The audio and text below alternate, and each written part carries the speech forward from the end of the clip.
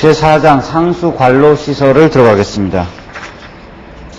61페이지에 1번 도수 및 송수 계획, 관로 1번의 계획 도수량이 나옵니다.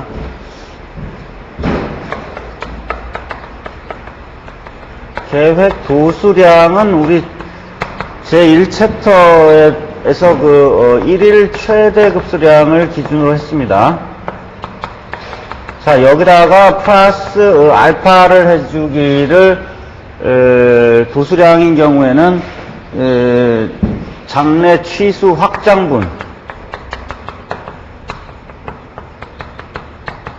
확장분까지도 더해줄 수 있었다. 두 번째는 계획 송수량이죠. 송수량도 역시 1일 최대 급수량을 기준으로 했는데 여기에다가 무엇을 더해줄 경우에는 누수량까지도 더해줄 수가 있습니다. 그 다음에 네모 2번 도수 및 송수 방식, 여기는 상당히 중요한 부분입니다. 별표를 해야 되겠습니다. 자, 관로 1번 자연유화식, 동그라미 1번 수리학적으로 개수로식과 관수로식으로 분류된다. 동그라미 2번 도수 송수가 안전하고 확실하다. 펌프 압송식으로 하게 되면은 펌프가 고장이 나거나 정전이 되면은 물을 보내줄 수가 없습니다. 그러나 자연유화식인 경우에는 상관이 없죠. 세 번째, 유지관리가 용이하여 관리비가 적게 소요되므로 경제적이다. 네 번째, 수로가 길어지면 건설비가 많이 소요된다. 수로가 길 경우에는 토공량이 많아짐으로 해서 건설비가 많이 들어갑니다. 다섯째, 수원의 위치가 높고 도수로가 길 때 적당하다. 여섯째, 급수구역을 자유롭게 선택할 수 없다. 일곱째, 오수가 침입할 우려가 있다.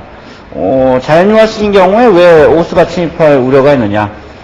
관이 이렇게 있을 때 어떤 균열이 여기 있다고 하면은 자연유화라고 하면은 자유수면을 가지고 흐르는 흐름이죠. 이럴 때 밖에서 어떤 오물이 들어올 수가 있습니다. 그래서 자연유화식인 경우에는 오수의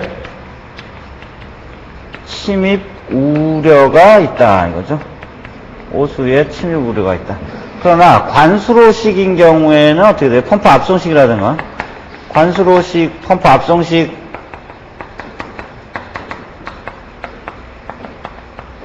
이 안에 어떤 압력을 가지고 흐르는 흐름이니까 똑같은 곳에 균열이 있을 때 이번에는 이 관 속에 있는 압력에 의해서 이 물이 바깥으로 나가죠. 나가는 요건 누수의 우려가 있습니다. 반드시 관수로가 누수의 우려만 있는 것이 아니죠. 조금 있다가 우리가 다루게 되지만은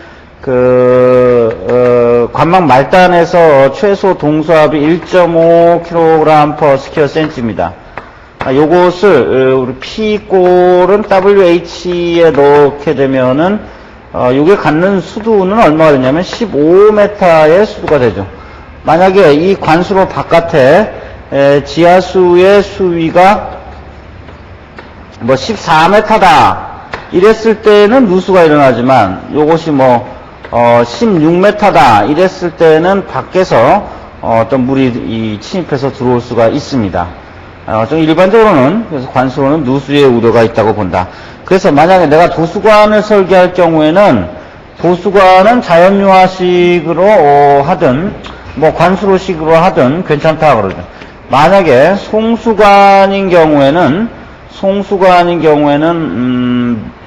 외부 오수의 침입 우려가 있어서는 안 됐고 이 누수의 우려가 있어야 되겠다. 그래서 이제 송수관인 경우에는 관수로식으로 만들어 줘야 됩니다.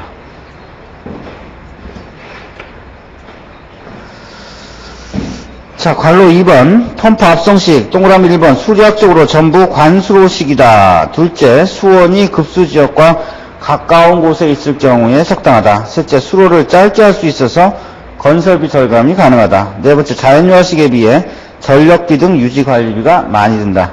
다섯째, 정전, 펌프 고장 등으로 도수 및 송수의 안정성과 확실성이 부족하다. 여섯째, 관수로에만 이용할 수 있고 수압으로 인한 누수의 위험이 존재한다. 일곱 번째, 지하수가 수원인 경우에 적당하다. 자, 예제 1의 1을 봅시다. 도수 및 송수관로 결정에 있어서 고려사항으로 부적당한 것은 가번 비정상적인 수압을 받지 않도록 한다. 뭐 그렇게 해야 되겠죠. 나번 수평 및 수직의 급격한 굴곡을 많이 이용하여 자연유화식이 되도록 한다. 이건 적절치가 않죠. 그러한 굴곡은 될 수 있으면 피해서 우리가 노선을 결정하도록 일단 설계에 들어가야 되겠습니다. 나번이 이 부적당한 말이 되죠. 정답. 다번 가능한 한 단거리가 되도록 한다. 라번 최소한의 공사비가 소요되는 곳을 선택한다. 자, 그 다음에 63페이지 관로 2번 관수로가 나옵니다. 그 중에서 동그라미 4번 관의 평균 유속, 두 번째 줄 뒷부분에 도수관의 평균 유속의 최소 한도는 모래입자 등의 침전을 방지하기 위해 0.3m/s 이상으로 한다.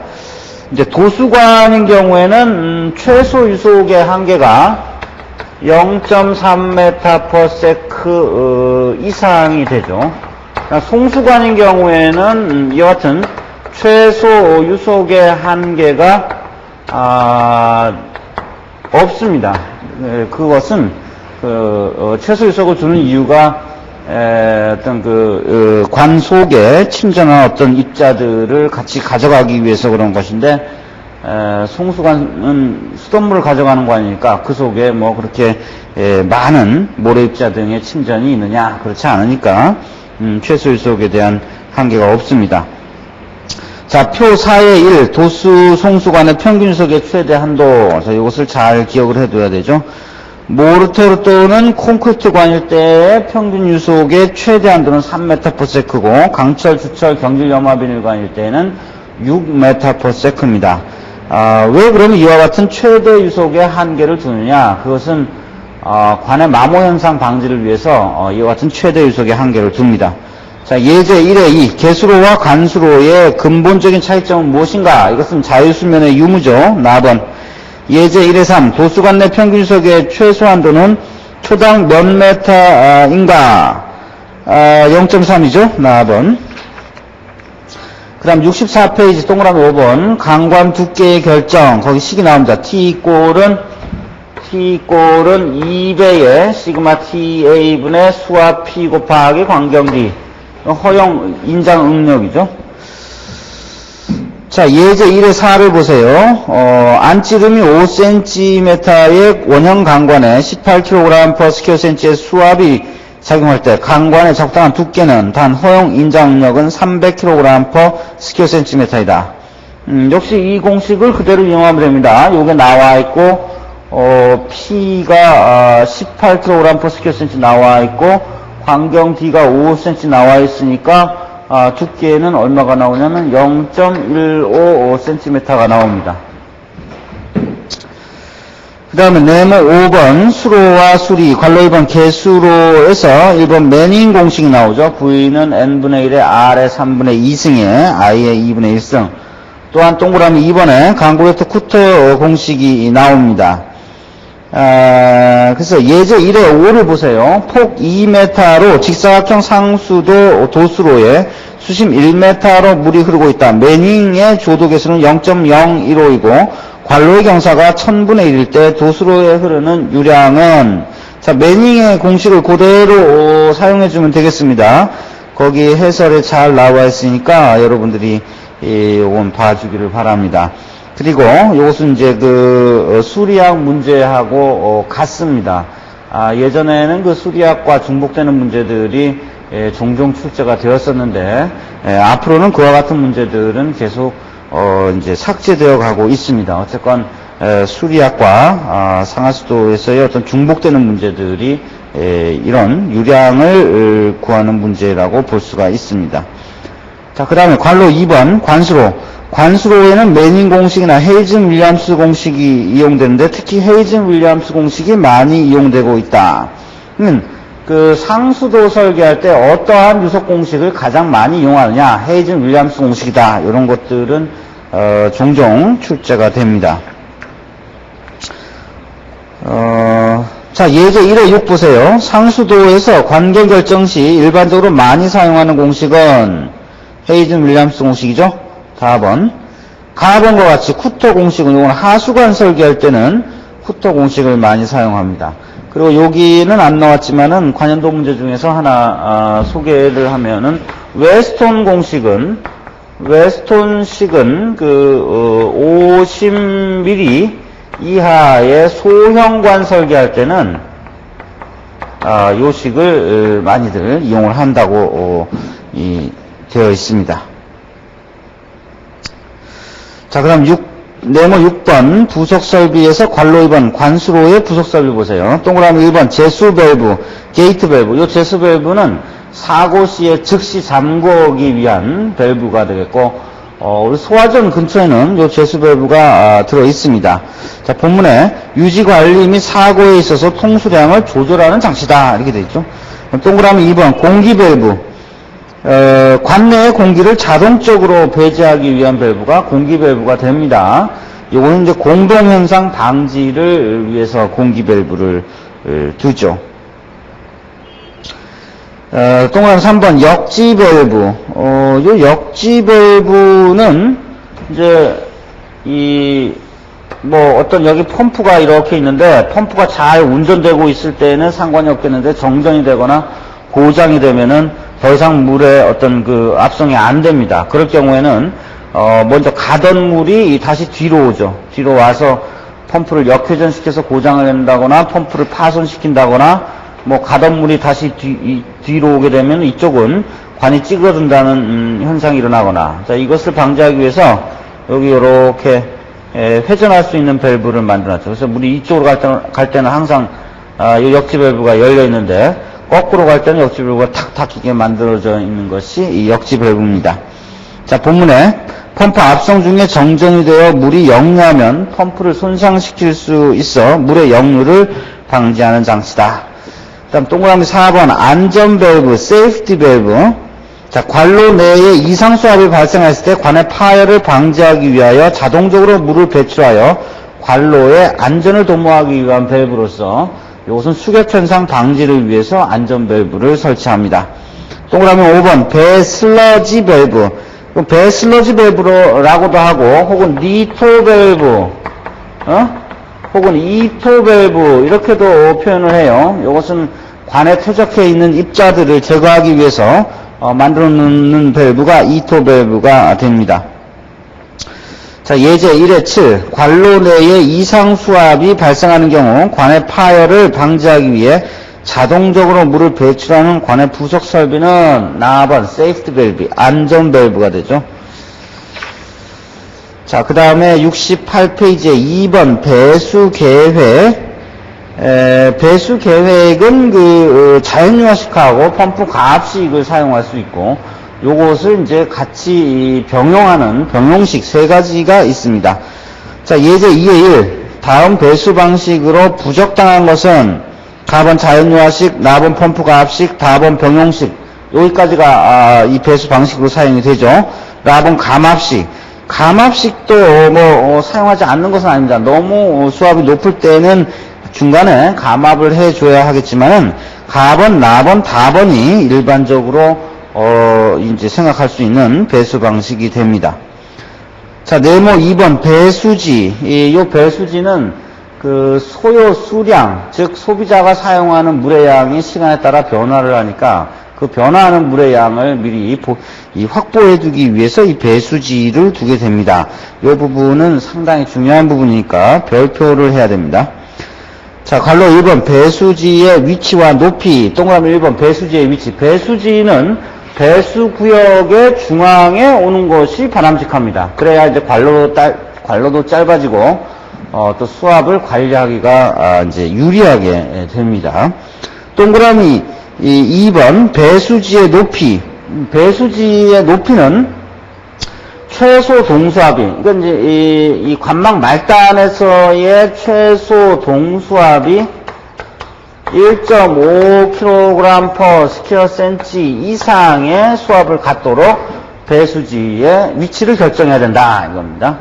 그럼 최소 동수압 1.5kg/sq를 수두로 환산해 보면 역시 P꼴은 WH 속에 넣어주게 되면은 이때 H가 이제 15m가 나옵니다. 여러분 직접 한번 계산해보고 즉 15m의 탱크의 저면이 받는 물의 압력이 15m다. 그러니까 내가 만약에 여기다가 딱 집을 짓는데 바로 옆에 배수지를 만든다.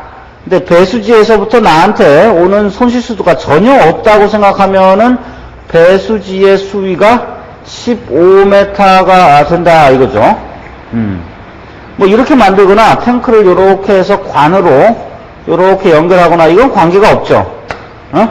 우리 그 수리학 문제 보면은 뭐 요렇게 생긴 이 탱크 저면이 받는 압력이나 요때의 P나 뭐 요렇게 생긴 수위는 똑같고 수위는 뭐 10m로 똑같다고 하면 요렇게 생긴 탱크의 저면이 받는 압력 P나 이건 똑같죠. 자, 그럼 배수지의 위치는 어떻게 결정하냐? 여기서부터 여기까지 오는데 걸리는 이제 소요되는 손실수도를 계산해서 손실수도가 만약에 3m다 그러면 배수지의 위치는 수도는 여기서 15m를 또 더해줘야 되겠죠. 18m 이렇게 된다. 18m. 배수관의 최소 동수압을 또한 1.5kg/square-cm로 왜 결정을 했느냐? 자, 그것은 우리가 이제 그 수도 꼭지에서 나오는 어떤 필요한 수압과 그리고 이제 건물 2층까지 직접 급수한다고 봤을 때에 그 수압을 더해주고 또 안전을 생각해서 조금 더 더해주고 해서 1.5kg으로 정한 겁니다. 앞으로 뭐 5층까지 급수를 해야 된다, 뭐 3층까지 해야 된다 그러면 이 1.5kg/square-cm가 더 높은 값으로 상향 조정이 돼야 되겠죠. 그런다고 했을 때는 배수지의 수위가 더 높아진다거나 혹은 펌프의 이제 압력을 더 높게 해서 운영을 해주면 되겠습니다. 그 다음에 동그라미 3번 급수지역 내의 집안고는 배수관의 경제성과 유지관리성의 안전성으로 볼 때 급수지역 내의 고주차가 30에서 40m로 현저할 때 또는 지역이 넓을 때는 고지역, 중지역 두세 개 급수구역으로 나누어서 각 구역마다 배수지를 만들거나 감압 밸브를 설치해야 된다. 자, 예제 2의 2를 보세요. 배수관의 관말에 있어서 수압은 어느 정도 이상을 유지하도록 해야 되느냐? 우리나라의 경우 나번이죠. 1.5kg/square-cm다. 자, 이 문제는 상당히 자주 출제가 됩니다. 관로 2번 배수지의 구조와 용량에서 동그라미 2번 보세요. 자, 배수지의 유효 용량. 배수지에서 가지고 있어야 되는 물의 양은 이 소비자가 물 쓰는 양이 시간에 따라서 변화를 하니까 소비자 사용량의 최대 많이 사용하는 양을 여기서 가지고 있으면 됩니다. 그래서 요 최대 많이 사용하는 요 시간대의 어떤 양을 구할 수 없을 때는 어떻게 구하느냐? 요 배수지의 용량은 1일 최대 급수량의 8시간에서 12시간분으로 설계를 합니다. 적어도, 즉 최소한 6시간분으로 설계를 하게 되어 있어요. 자, 요것도 자주 출제가 됩니다. 자, 그 다음 동그라미 4번 배수지의 유효 수심 3에서 6m입니다. 앞으로 대부분의 탱크, 어떤 그 물 저류 탱크의 유효 수심은 3에서 6m에 전부 들어온다. 이렇게 생각을 하면 됩니다. 왜 그러면 3에서 6m로 결정을 하고 있느냐? 그것은 사람이 들어가서 어떤 경제적인 유지 보수 작업을 할 때의 수심을 3에서 6m로 보고 있습니다. 그럼 동그라미 5번 배수지의 여유고는 3cm 이상의 여유고를 둡니다. 이것도 앞으로 모든 수조의 여유고는 3cm 이상을 두고 있습니다. 동그라미 6번 신축 이음 철근 콘크리트의 경우 20m 정도의 간격으로 신축 이음을 설치한다. 자, 동그라미 7번 배수지는 검사, 청소 및 수선 등으로 비울 때가 있으므로 유지관리상 2G 이상. 자, 이것도 대부분의 수조는 예비지수를 생각해서 2G 이상으로 만들어야 된다. 자, 예제 2의 3을 봅시다. 배수지의 유효 용량은 계획 1일 최대 급수량의 몇 시간분을 표준으로 하느냐? 8시간에서 12시간 분이다. 적어도 6시간 분이다. 그 다음 72페이지에 네모 3번 배수 탑과 고가 수조. 자, 만약에 배수지를 건설할 이런 높은 고지대가 없을 때는 어떻게 되겠느냐. 자, 이때는, 이제 그 고가 수조를 만들거나, 뭐, 이 같은 배수 탑을 만든다. 이거요. 이 고가 수조하고 배수 탑과의 차이점은 고가 수조는 이 고가 위에 탱크를 얹어 놓은 것만 되는 거죠. 그러니까 물이 여기 위에만 있고 배수 탑은 이 탑 전체에 다 있습니다. 그래서 배수 탑은 요 수심이 한 20m가 한계가 되겠죠. 고가 수조는 요 수심이 역시 이제 물탱크가 되겠으니까 3에서 6m가 됩니다. 그래서 이제 물을 좀 더 높이, 소요 수도가 높은 곳을 필요로 할 때는 고가 수조가 유리하게 됩니다.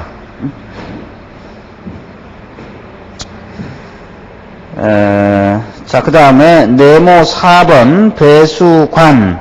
자, 관로 1번 배수관의 수압이 나오는데, 최소 동수압이 1.5kg/sqcm라고 했는데, 최대 동수압은 없느냐? 최대 동수압도 있죠. 최대 동수압은 4kg/sqcm 이하가 돼요. 자, 요 적정한 범위 내에 들도록 우리가 설계를 해야 되겠다. 자, 관로 2번 배수관의 매설이 나옵니다. 표 4에 5 배수관의 매설 깊이가 나오죠. 요 숫자들을 역시 외워둬야 됩니다. 350mm일 때는 매설 깊이가 1m 이상이 되겠고, 관경이 400에서 900mm일 때는 1.2m 이상, 관경이 1000mm 이상일 때는 1.5m 이상이 됩니다. 자, 그 표 위에 동그라미 5번 보세요. 배수관은 타지와 매설물과 교차나 인접하여 부설할 때는 적어도 30cm 이상의 간격을 두어야 한다. 그리고 오수관과 뭐 인접해서 관을 매설할 때는 상수관은 항상 오수관보다는 위에 매설을 해야 됩니다. 그래야 어떤 오수의 침입을 방지할 수가 있는 것이죠. 자, 그 다음에 네모 5번 배수관의 배치 봅시다. 거기 관로 1번에 격자식하고 관로 2번에 수지상식이 나와요. 이제 배수관을 배치하는 방식이 이제 첫째는 격자식이다. 자, 요것은 이제 바둑판식 모양으로 요렇게 배수관을 배치하는 방법이죠. 두 번째는 이제 수지상식이다. 요거는 나뭇가지 모양으로 이렇게 배치하는 거다. 수지상식. 자, 이것들은 이제 장단점을 보도록 합시다.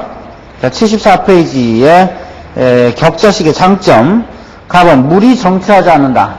자, 요 격자식인 경우에는 여기 있던 물이 여기서 이제 물을 써주지 않을 때에 만약에 이제 이쪽 구역에서 물을 써주면은 이 물은 이쪽으로 이동을 하게 됩니다. 물을 순환하고 있죠. 그러나 수지상식인 경우에는 여기 온 물은 이 지역의 사람들이 쓰지 않으면 계속 여기에 머물게 됩니다.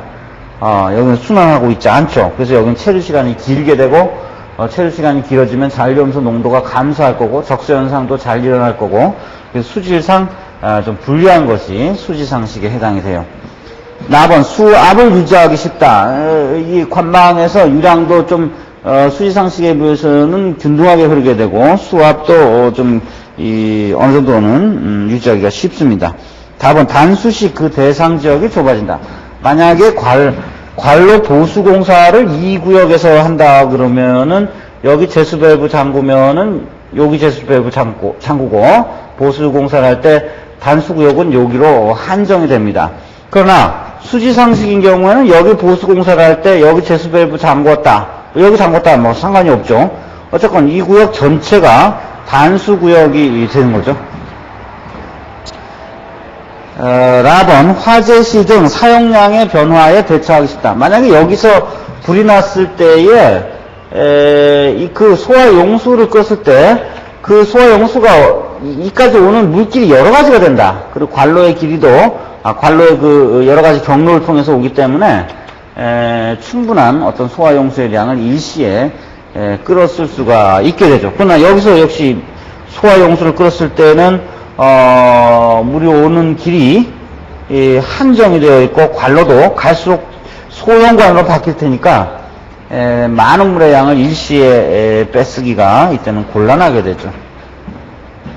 동그라미 2번 단점은 첫째 관망의 수리 계산이 복잡하고 두 번째 관거의 포설 시 건설비가 많이 든다. 그러니까 이 똑같은 구역에 격자식과 수지상식을 만들었을 때 어느 것이 건설비가 더 많이 들어가느냐, 일반적으로는 관로의 길이가 길어지는 것이 격자식이기 때문에 격자식이 더 많은 건설비가 소요하게 됩니다. 자, 관로 2번 수지상식의 동그라미 1번 장점, 가번 관망의 수리 계산이 간단하다. 나번 제수밸브가 적게 설치된다.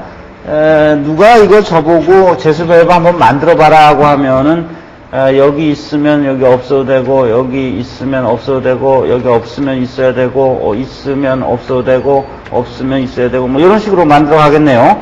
그러나 수지상식일 때는 여기 하나 만들고, 여기 하나 만들고, 여기 하나 만들고, 이런 식으로 하면 되니까 이 제수밸브가 적게 설치되는 것이 이 수지상식입니다. 다번 시공이 쉽다. 동그라미 2번 단점은 가번 수량을 서로 보충할 수 없다. 순환하고 있지 않으니까 그렇죠. 나번 관의 말단에 물이 정체하여 수질이 악화된다. 답은 광경이 커야 하므로 비경제적이다. 자, 그 다음에 76페이지에 3번 급수 계획, 네모 2번 급수 방식에 직결식 급수 방식하고 이제 탱크식 급수 방식이 나옵니다. 이제 직결식 급수 방식이라는 것은 배수지에서 가지고 있는 소요 위치 에너지를 이용해서 이제 어떤 소비자의 건물에 우리나라인 경우에는 2층까지 이 직접 급수하는 방식이 이 직결식 혹은 이건 직접 급수라고 하죠. 두 번째는 이제 탱크식 급수가 있어요. 이거는 이제 간접급수라고도 합니다. 간접급수일 때는 이제 배수지에서 가지고 있는 소요 위치 에너지를 이용해서 이제 배수가 이루어지는데, 우리 이제 건물의 지하에서 저 위치 탱크에서 물을 저류한 다음에 이것을 직접 펌프로 각 층에 분배를 한다거나 혹은 이 펌프로 이제 옥상에 물을 올린 다음에 여기서 가지고 있는 위치 에너지를 이용해서 각 층에 물을 분배하는 방식이 이제 간접급수가 됩니다. 직결급수일 때는 이제 추가적인 소요 비용이 들어가지 않고 또 이제 체류 시간이 단축이 되죠. 여기는 이 탱크에서 물이 저류하는 시간이 소요하게 되고 여기는 이 탱크에서 물이 또 저류하게 되니까 그럼 수질적으로 유리한 것이 무엇이냐? 직결식이 유리하게 되는 거죠.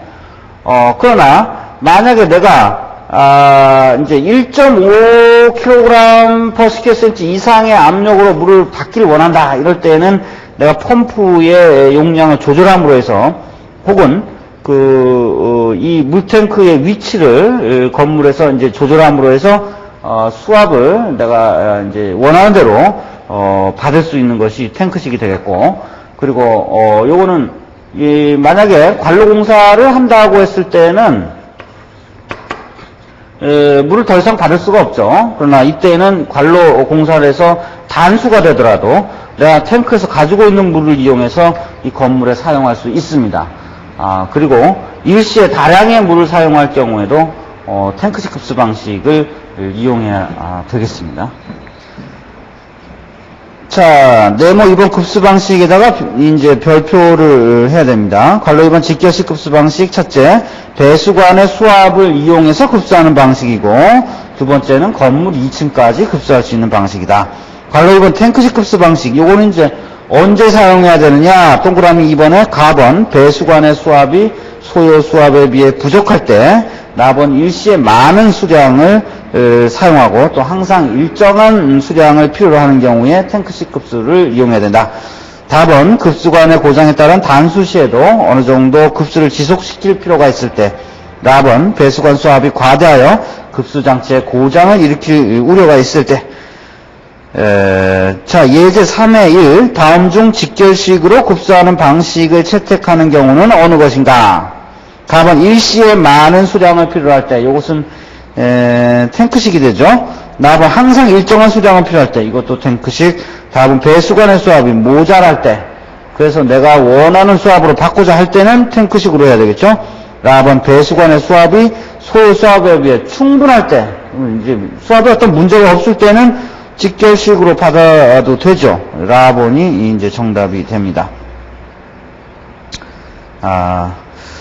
자, 그래서 제4장 상수 관로 시설에서는 우리 자연유화식하고 펌프 가압식의 장단점을 비교해보고 또 이제 그 상수관 설계할 때 어떤 식들을 주로 이용을 하냐, 그리고 관로의 부속 설비로서 각종 밸브들의 효과를 알아봤습니다. 그리고 이제 배수지 설계에 들어가서 배수지의 높이와 배수지의 최소 동수압, 그리고 배수지의 구조와 용량, 그리고 배수관에 배치해서 이제 직결식, 그 격자식과 수지상식의 특징들을 우리가 비교할 수 있어야 되겠고, 또 격자식, 그 직결식 급수하고 탱크식 급수 방식에 이제 이 적용하는 곳을, 또 이유를 이제 알면은 요 제4장은 되겠습니다. 그럼 제4장 상수 관로 시설을 마치겠습니다.